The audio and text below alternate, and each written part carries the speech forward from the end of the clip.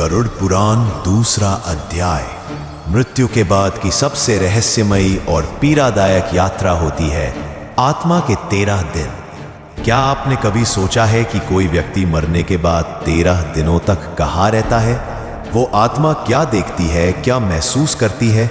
गरुड़ पुराण में बताया गया है कि जब कोई जीव इस संसार को छोड़ता है तो उसकी आत्मा न पूरी तरह पृथ्वी पर होती है, न ही पूरी तरह परलोक में।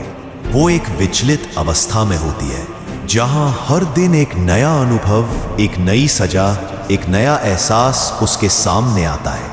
पहले दिन आत्मा अपने निर्जीव शरीर को देखती है, उसे समझ ही नहीं आता कि वो मर चुकी है। दूसरे दिन वो अपने प्रियजनों की चीखें सुनती है पर कुछ कर नहीं पाती। तीसरे से 5वें दिन तक उसे अपने कर्मों का हिसाब याद आने लगता है।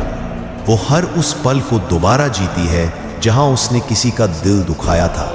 6ठे से 9वें दिन तक यमदूत उसके चारों ओर घूमते हैं और आत्मा भय, ग्लानि और अकेलेपन से कांपती है। और फिर 10वें से 13वें दिन आत्मा को यमलोक के द्वार की झलक मिलने लगती है। गरुड़ पुराण कहता है 13वें दिन यमदूत आत्मा को लेकर जाते हैं एक ऐसे स्थान पर जहां उसके अच्छे बुरे कर्मों का न्याय होता है।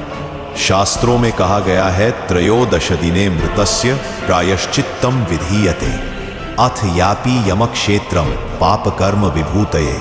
अर्थात 13वें दिन आत्मा को न्याय की ओर भेजा जाता है, जहां उसके पाप पुण्य का पूरा लेखा जोखा सामने रखा जाता है। यही कारण है कि हमारे पूर्वज इन 13 दिनों को विशेष मानते हैं, क्योंकि यही वो समय होता है जब हम अपने प्रिय की आत्मा को शांति, श्रद्धा और प्रायश्चित से विदा करते हैं। यह सिर्फ परंपरा नहीं, एक दिव्य जिम्मेदारी है। और अब इस यात्रा का अगला चरण है यमलोक का पहला द्वार, जहां आत्मा अपना पहला निर्णय सुनती है। क्या उसे नरक भेजा जाएगा या मिलेगा दूसरा अवसर? जानने के लिए जुड़े रहिए अगले अध्याय में। और अगर आपने इस रहस्यमयी यात्रा को अब तक महसूस किया है तो इस ज्ञान को जरूर आगे बढ़ाएं।